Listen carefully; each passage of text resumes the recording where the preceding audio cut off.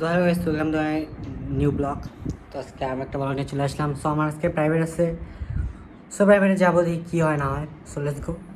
তো প্রাইভেট থেকে চলে আসলাম। এখন আমার পড়তে বসতে হবে, কারণ রেজাল্ট অনেক খারাপ। রেজাল্ট অবস্থা খুব প্রচণ্ড একদম খারাপ, একদম নিম্নমানের রেজাল্ট হয়ে গেছে আমার।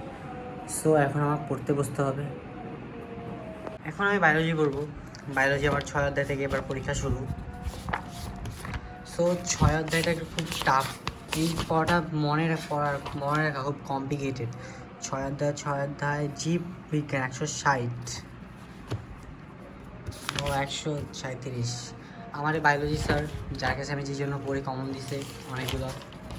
সো এটা বায়োলজি, ফিজিক্স, সরি ও জীব, এই যেগুলো। সো অনেক কমন দিছে স্যার, অনেক ভালো।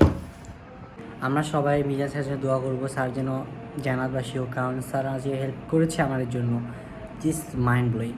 ও সো দেখা হচ্ছে পড়ালেখার পর। ও গাইস, তার আগে পড়াশোনার আগে একটু কিছু খেয়ে নিই, নাইলে আবার কেমন জিনিস লাগবে। সো এখন ভাই একটু নুডলস খেয়ে নিই।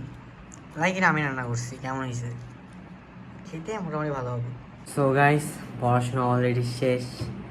এখন গাইস আমি ফ্রি। এখন আমি যে কী করবো, আমার তো গাইস গার্লফ্রেন্ডও নেই, কোনো বেস্ট ফ্রেন্ডও নেই যে আমি আমার সাথে কথা বলে সময় কাটাবো। পুরো একদম চুনা লাগে গেছে আমার জীবনে গাইস। সো আমি বুঝতেছি না কী করবো, পড়াশোনা শেষ। এখন কী যে করি, মানুষের গার্লফ্রেন্ড আছে, মানুষের একটা গুড লুকিং আছে, মানুষ কতটা সুন্দর, কতটা সুন্দর মানুষের গার্লফ্রেন্ডের সাথে কথা বলে। আমার জীবনটা খুব কমপ্লিকেটেড। লাইক আমার কোনো গার্লফ্রেন্ড নেই, কোনো বেস্ট ফ্রেন্ড নেই, কোনো মেয়েও আমাকে বিরক্ত করে না। যদি তোমরা ফ্রি থাকো তাহলে আমাকে বিরক্ত করতে পারো না, আমি কোনো বিরক্ত হবো না, সমস্যা নেই। তোমরা হইলে হইতে পারো, কিন্তু আমি কোনো বিরক্ত হবো না। সো সবাই তার গার্লফ্রেন্ডের সাথে কথা বলতেছে এখন। ফ্রেন্ড অনেক ব্যস্ত, অনেক ফ্রেন্ডকে নক দিয়েছে, অনেক ব্যস্ত।